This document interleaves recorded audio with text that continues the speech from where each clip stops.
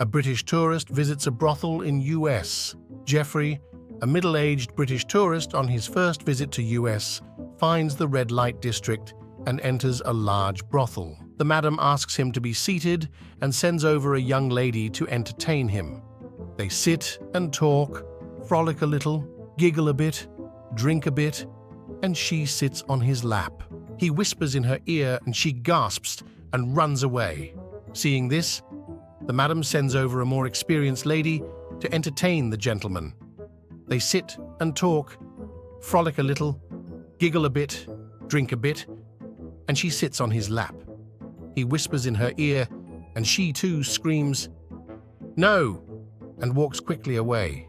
The madam is surprised that this ordinary-looking man has asked for something so outrageous that her two girls will have nothing to do with him. She decides that only her most experienced lady, Lola, will do. Lola has never said no, and it's not likely anything would surprise her. So the madam sends her over to Jeffrey's. They sit and talk, frolic a little, giggle a bit, drink a bit, and she sits on his lap. He whispers in her ear, and she screams, "No way, buddy!" and smacks him as hard as she can, and leaves. Madam is by now absolutely intrigued, having seen nothing like this in all her years of operating a brothel. She hasn't done the bedroom work herself for a long time, but she's sure she has said yes to everything a man could possibly ask for. She just has to find out what this man wants that has made her girls so angry. Besides, she sees a chance to teach her employees a lesson. So she goes over to Jeffrey and says that she's the best in the house and is available. She sits and talks with him. They frolic, giggle, drink, and then she sits in his lap. He leans forwards and whispers in her ear, "Can I pay in pounds?"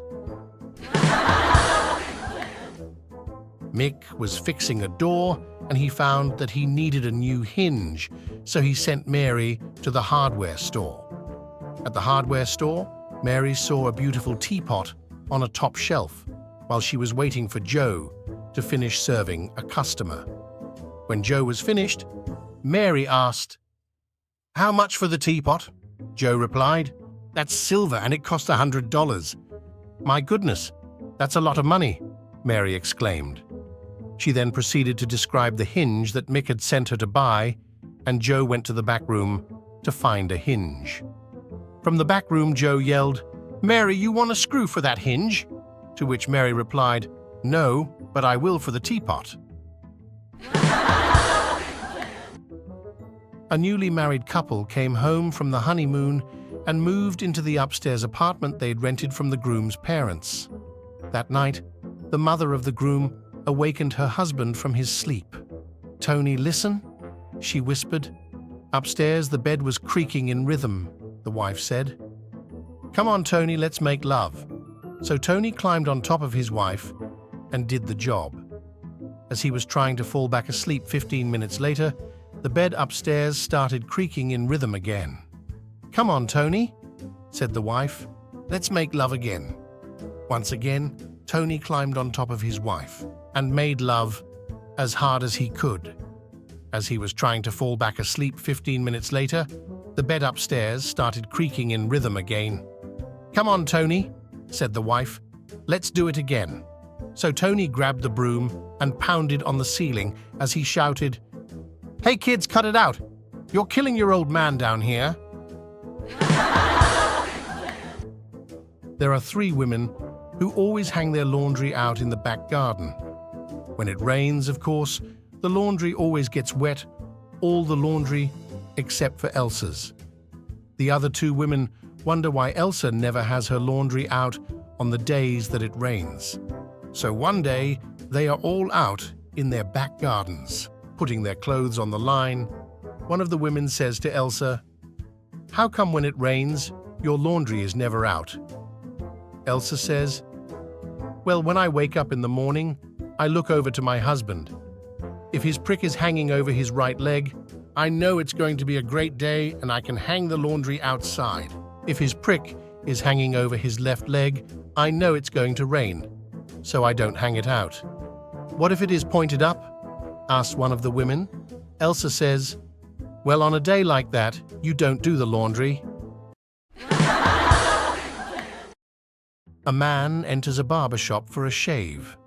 While the barber is foaming him up, he mentions the problems he has getting a close shave around the cheeks. "I have just the thing," says the barber, taking a small wooden ball from a nearby drawer.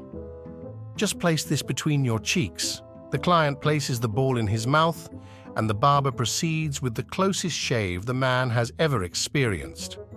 After a few strokes, the client asks, "What if I swallow it?"